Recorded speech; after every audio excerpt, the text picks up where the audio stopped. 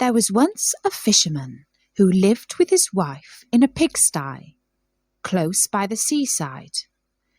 The fisherman used to go out all day long a-fishing, and one day, as he sat on the shore with his rod, looking at the sparkling waves and watching his line, all of a sudden his float was dragged away deep into the water, and when he reeled in his line, he pulled out a golden fish.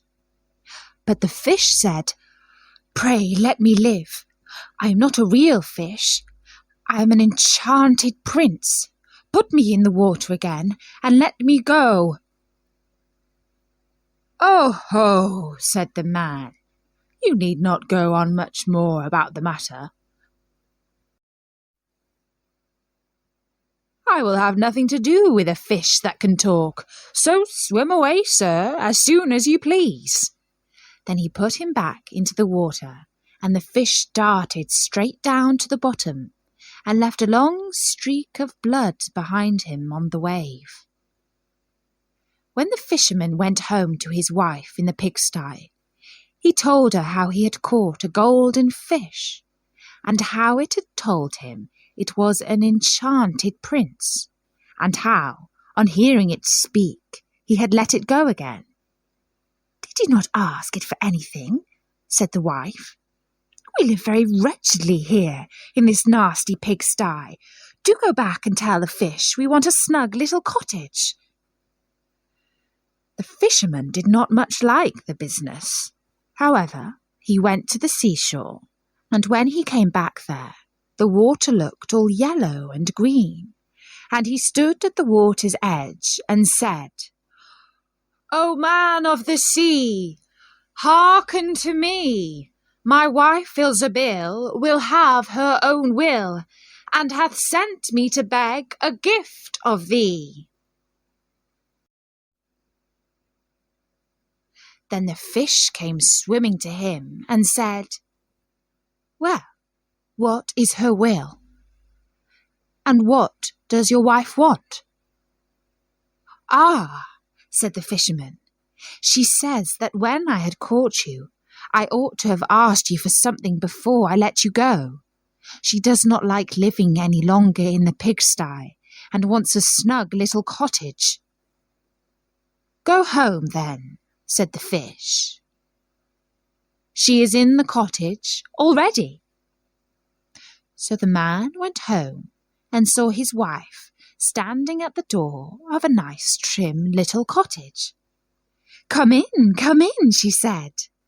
"Is not this much better than the filthy pigsty we had?" And there was a parlour and a bedroom and a kitchen, and behind the cottage there was a little garden, planted with all sorts of flowers and fruits, and there was a courtyard behind, full of ducks and chickens. "Ah," said the fisherman, "how happily we shall live now." "We will try to do so, at least," said his wife. Everything went right for a week or two, and then Dame Ilzabil said, "Husband, there is not nearly enough room for us in this cottage. The courtyard and the garden are a great deal too small. I should like to have a large stone castle to live in. Go to the fish again and tell him to give us a castle." "Wife," said the fisherman, "I don't like to go to him again, for perhaps he will be angry. We ought to be easy with this pretty cottage to live in." "Nonsense," said the wife. "He will do it very willingly, I know. Go along and try."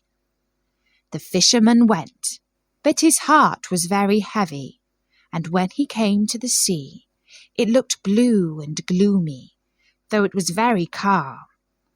And he went close to the edge of the waves and said, "O man of the sea, hearken to me. My wife Ilzabil will have her own will, and hath sent me to beg a gift of thee." "Well, what does she want now?" said the fish. "Ah," said the man, dolefully, My wife wants to live in a stone castle." "Go home, then," said the fish. "She is standing at the gate of it already."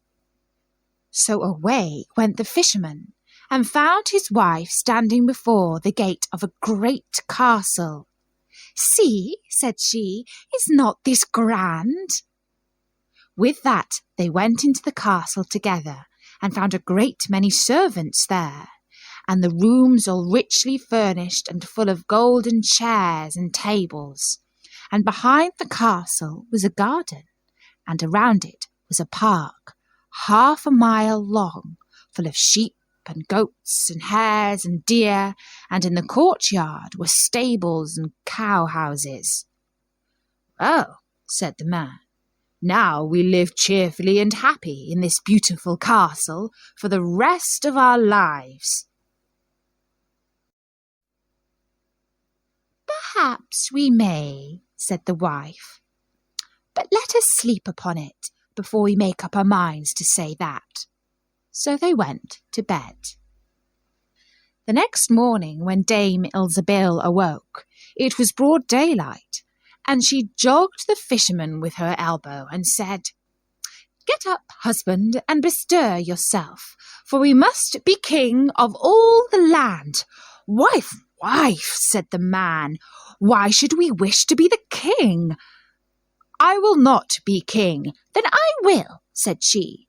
"But, wife," said the fisherman, "how can you be king? The fish cannot make you a king." "Husband," said she, "say no more about it, but go and try. I will be king." So the man went away, quite sorrowfully to think that his wife should want to be king. This time the sea looked a dark grey colour, and was overspread with curling waves and the ridges of foam, as he cried out, "O man of the sea, hearketh to me. My wife Ilsebil will have her own will, and hath sent me to beg a gift of thee." "Well, what would she have now?" said the fish. "Alas," said the poor man, "my wife wants to be king." "Go home," said the fish. "She is king already." Then the fisherman went home, and as he came close to the palace, he saw a troop of soldiers and heard the sound of drums and trumpets. And when he went in, he saw his wife sitting on a throne of gold and diamonds, with a golden crown upon her head, and on each side of her stood 6 fair maidens, each a head taller than the other. "Well, wife," said the fisherman, "are you king?" "Yes," said she, "I am king." And when he had looked at her for a long, long time, he said, "Oh, wife, what a fine thing it is to be king! Now we shall never have anything more to wish for as long as we live." "I don't know how that may be," said she. "Never is a long time. I am king, it is true, but I begin to be tired of that, and I think I should like to be emperor." "Alas, wife, why should you wish to be emperor?" said the fisherman. "Husband," said she, "go to the fish. I say I will be emperor." "Oh, wife," replied the fisherman, "the fish cannot make an emperor, I am sure, and I should not like to ask him for such a thing." "I am king," said Ilsebil, "and you are my slave. So go at once." So the fisherman was forced to go, and he muttered as he went along, "This will come to no good. It is too much to ask. The fish will be tired at last, and then we shall be sorry for what we have done." He soon came to the seashore, and the water was quite black and muddy, and a mighty whirlwind blew over the waves and rolled them about.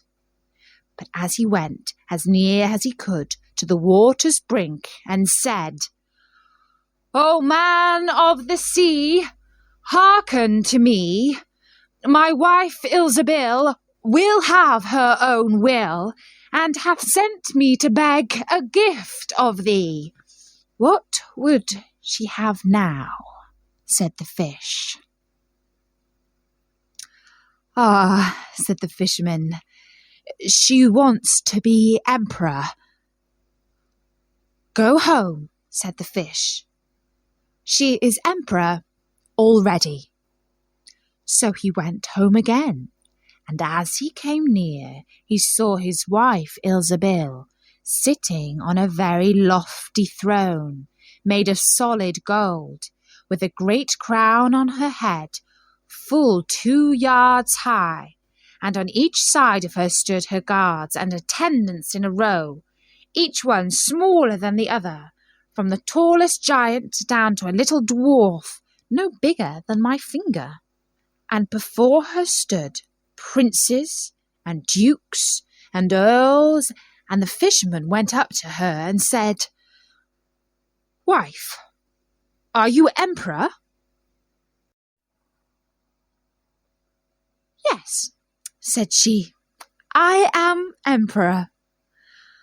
"Ah," said the man, as he gazed upon her, "what a fine thing it is to be emperor." "Husband," said she, "why should we stop at being emperor? I will be pope next." "Oh, wife, wife," said he, "how can you be pope? There is but one pope at a time in Christendom." "Husband," said she, "I will be pope this very day." "But," replied the husband, "the fish cannot make you pope." "What nonsense," said she. "If he can make an emperor, he can make a pope. Go and try him." So the fisherman went. But when he came to the shore, the wind was raging, and the sea was tossed up and down in boiling waves, and the ships were in trouble, and rolled fearfully upon the tops of the billows. In the middle of the heavens there was a little piece of blue sky, but towards the south all was red, as if a dreadful storm was rising. At this sight the fisherman was dreadfully frightened, and he trembled so that his knees knocked together. But still he went down to the shore and said, "O man of the sea, hearken to me. My wife Ilsebil will have her own will, and hath sent me to beg a gift of thee." The fisherman was half asleep, but the thought frightened him so much that he started and fell out of bed. "Alas, wife," said he, "can he not be easy with being pope?" "No," said she, "I am very uneasy as long as the sun and moon rise without my permission. Go to the fish at once."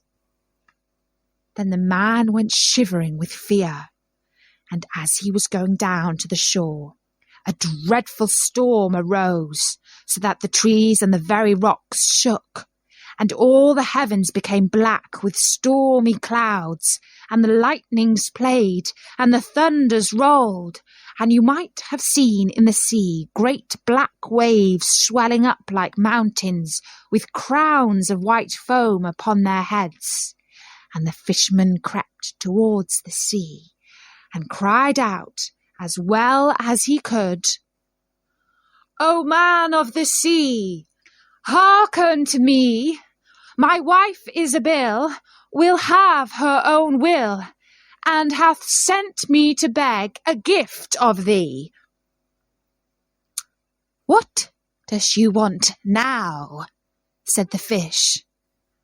"Ah," said he, She wants to be lord of the sun and moon. Go home, said the fish, to your pigsty again. And there they live to this very day.